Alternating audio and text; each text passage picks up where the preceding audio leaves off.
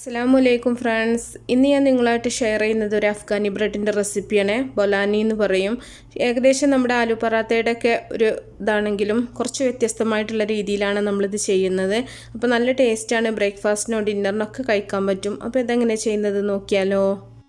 ആദ്യം തന്നെ ഒരു ബൗളിലേക്ക് ഞാൻ 1 കപ്പ് മൈദ 1 കപ്പ് ഗോതമ്പ് പൊടിയും കൂടെ മിക്സ് ചെയ്തെടുത്തിട്ടുള്ളതാണ്. അതിലേക്ക് ആവശ്യത്തിനുള്ള ഉപ്പും കൂടെ ചേർത്തിട്ടുണ്ട്. ഇതിലേക്ക് 1 ടേബിൾ സ്പൂൺ പഞ്ചസാര ചേർക്കുന്നുണ്ട്. ഇനി 1 ടീസ്പൂൺ ഇൻസ്റ്റൻറ്റ് ഈസ്റ്റാണ് ചേർക്കുന്നത്. സാധാരണ ഈസ്റ്റ് ആണെങ്കിൽ നിങ്ങൾ ഈ പഞ്ചസാരയും കുറച്ച് ചെറിയ ചൂടുള്ള വെള്ളം കൂടെ ഒഴിച്ചിട്ടൊന്ന് മിക്സ് ചെയ്തിട്ട് പൊങ്ങാനായിട്ട് വെച്ചതിന് ശേഷം പൊങ്ങിയതിന് ശേഷം മാത്രമേ മാവിലേക്ക് ചേർത്താൽ മതി. എന്നിട്ട് നന്നായിട്ടൊന്ന് മിക്സ് ചെയ്ത് കൊടുക്കുന്നുണ്ട്. ഇനി ഇതിലേക്ക് നമ്മൾ ഒരു 2 ടേബിൾ സ്പൂൺ ഒലിവ് ഓയിലാണ് ചേർക്കുന്നത്. ഒലിവ് ഓയിൽ ചേർക്കണം നിർബന്ധമില്ല, ഏത് ഓയിൽ വേണമെങ്കിലും ചേർക്കുക. അതിലേക്ക് വെളിച്ചെണ്ണ അല്ലാത്ത ഏത് ഓയിലും ചേർക്കാം കേട്ടോ. ഒരു 2 ടേബിൾ സ്പൂൺ മതി. ഈ ഓയിലും കൂടെ ചേർത്തിട്ട് നമുക്ക് നന്നായിട്ടൊന്ന് മിക്സ് ചെയ്തെടുക്കാം. ഇത് നിങ്ങൾക്ക് ഗോതമ്പ് പൊടിയിൽ മാത്രം ചെയ്യുക, അല്ലെങ്കിൽ മൈദയിൽ മാത്രമായിട്ടും അങ്ങനെയും ചെയ്യുക. ഞാനിപ്പോൾ ഇവിടെ രണ്ടും കൂടെ മിക്സ് ചെയ്താണ് എടുത്തിട്ടുള്ളത്. ഇനി ഇതിലേക്ക് ചെറിയ ചൂടുവെള്ളം ഒഴിച്ചിട്ട് കുറേശ്ശെ ഒഴിച്ചിട്ട് നമുക്കൊന്ന് മിക്സ് ചെയ്തിട്ട് ചപ്പാത്തി മാവിൻ്റെ ആ ഒരു പാകമാക്കിയിട്ടൊന്ന് കുഴച്ചെടുക്കുക. ഒരുപാട് ലൂസാക്കിയിട്ട് കുഴച്ചെടുക്കരുത്. അപ്പം നമ്മൾ പരത്തിയെടുക്കുന്ന സമയത്തൊക്കെ നന്നായിട്ട് ബുദ്ധിമുട്ടാവും കേട്ടോ, അങ്ങനെ ഒട്ടിപ്പിടിച്ചുകൊണ്ടിരിക്കും. ഇനി കൈ വെച്ചിട്ട് നമുക്ക് നല്ല സോഫ്റ്റായിട്ട് തന്നെ ഒന്ന് കുഴച്ചെടുക്കാം. ഈ കുഴച്ച് വെച്ച മാവ് നമുക്ക് 1 മണിക്കൂർ ഒന്ന് പൊങ്ങാനായിട്ടൊന്ന് അടച്ച് മാറ്റി വെക്കാം. ഇപ്പോൾ ഒരു മണിക്കൂറിന് ശേഷമാണ് ഞാനിപ്പോൾ കാണിക്കുന്നത്. ഇനി നമുക്ക് ഏത് വലുപ്പത്തിലാണോ വേണ്ടത് അതിനനുസരിച്ചിട്ട് നമുക്ക് ഓരോ ഉരുളകളായിട്ട് ഇത് മുറിച്ചെടുക്കാം. ഒരുപാട് വലിയത് വേണമെന്നുണ്ടെങ്കിൽ വലുതാക്കിയിട്ട് ഉരുളകളാക്കി എടുത്താൽ മതി. ഞാനിപ്പോൾ ചപ്പാത്തിൻ്റെ ആ ഒരു അത്രയും വലുപ്പത്തിലാക്കിയിട്ട് കുറച്ചും കൂടെ അതിനേക്കാളും കുറച്ചും കൂടെ വലുപ്പത്തിലാക്കിയിട്ടാണ് പരത്തിയെടുക്കുന്നത്. അപ്പോൾ ആ ഒരു ഇതിനനുസരിച്ചിട്ടാണ് കേട്ടോ ഉരുട്ടിയെടുത്തിട്ടുള്ളത്. നമുക്ക് ബാക്കിയെല്ലാം ഇതുപോലെ തന്നെ മുറിച്ചെടുക്കാം.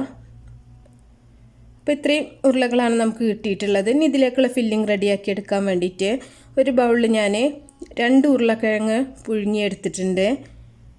ഇത് പുഴുങ്ങിയെടുക്കുന്ന സമയത്ത് ഉപ്പിട്ടിട്ടും വേണമെങ്കിൽ ഉപ്പില്ലാതെ നമുക്ക് വേവിച്ചെടുക്കാം. എന്നിട്ട് നന്നായിട്ടൊന്ന് ഉടച്ചെടുക്കുക. ഉരുളക്കിഴങ്ങിന് പ്രത്യേകിച്ച് അളവൊന്നുമില്ല കേട്ടോ. നിങ്ങൾക്ക് കൂടുതൽ വേണമെന്നുണ്ടെങ്കിൽ കൂടുതലായിട്ട് എടുക്കുക. ഞാനിപ്പോൾ കുറച്ച് വലിയ 2 ഉരുളക്കിഴങ്ങാണ് എടുത്തിട്ടുള്ളത്. നന്നായിട്ട് ഉടച്ച് വെച്ചിട്ടുണ്ട്. ഇനി ഇതിലേക്ക് നമ്മൾ സ്പ്രിംഗ് ഓണിയനാണ് ചേർക്കുന്നത്. ഇതിൻ്റെ ഒരു വെള്ളഭാഗം അതുപോലെ തന്നെ ആ ഒരു ഗ്രീൻ പാർട്ട് രണ്ടും കൂടെ നമ്മൾ ഒന്നിച്ച് അരിഞ്ഞെടുക്കുകയാണ് ചെയ്യുന്നത്. അത് കുറച്ച് കൂടുതലായിട്ട് ചേർക്കുകയാണെങ്കിൽ നല്ല ടേസ്റ്റാണ്. അതിനും പ്രത്യേകിച്ച് അളവൊന്നുമില്ല. ഇനി ഇതിലേക്ക് ആവശ്യത്തിനുള്ള ഉപ്പ് ചേർത്ത് കൊടുക്കുന്നുണ്ട്. ഇനി നമ്മൾ മല്ലി അതുപോലെ തന്നെ ജീരകം കൂടെ ഒന്ന് വറുത്ത് പൊടിച്ചിട്ടുള്ളതാണ്. ഇതാണ് ഇതിൻ്റെ ഒരു ടേസ്റ്റ് കൊടുക്കുന്നത് കേട്ടോ. വേറെ എക്സ്ട്രാ മസാലയൊന്നും നമ്മൾ ചേർക്കണില്ല. ഇനി ഒരു 2 വെളുത്തുള്ളി ഒന്ന് ചതച്ചതും അതും കൂടെ ചേർക്കുന്നുണ്ട്. ഇനി ആവശ്യത്തിനുള്ള കുരുമുളക് പൊടിയും കൂടെ ചേർത്ത് കൊടുക്കുക.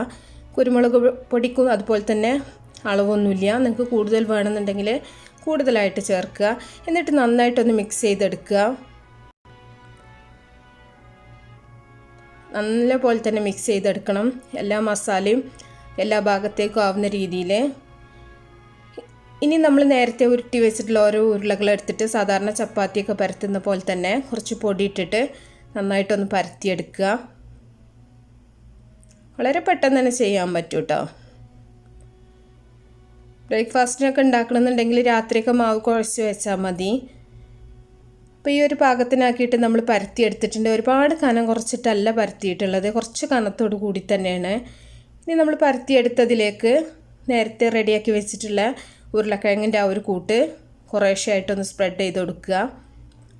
ഒരുപാട് വെച്ചിട്ടുണ്ടെങ്കിൽ ഒരുപാട് കട്ടിയായി പോകും കേട്ടോ. അപ്പോൾ നമുക്ക് ചുട്ടെടുക്കുന്ന സമയത്ത് ഉള്ളൊക്കെ വേവാനായിട്ട് കുറച്ച് ബുദ്ധിമുട്ടാവും. അപ്പോൾ കുറേശ്ശെ എടുത്തിട്ട് നന്നായിട്ടൊന്ന് പരത്തി കൊടുത്താൽ മതി. അങ്ങനെ ആകുമ്പോൾ പെട്ടെന്ന് തന്നെ വെന്ത് കിട്ടും.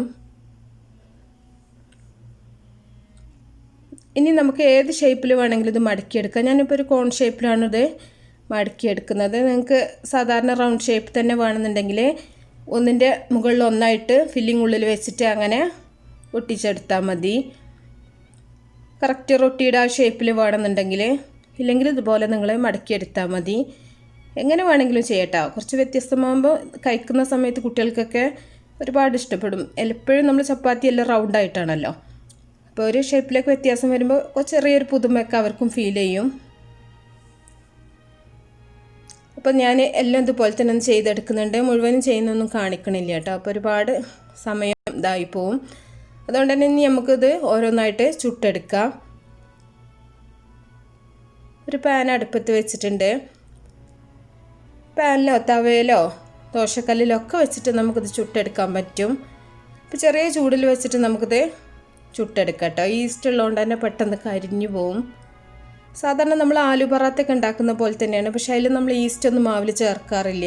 അപ്പോൾ അതിന് കുറച്ച് വ്യത്യസ്തമായിട്ട് ഒരു പ്രത്യേക ഒരു ടേസ്റ്റാണ് നമുക്ക് ഈ ഒരു ബൊലാനിക്ക് കിട്ടുന്നത്.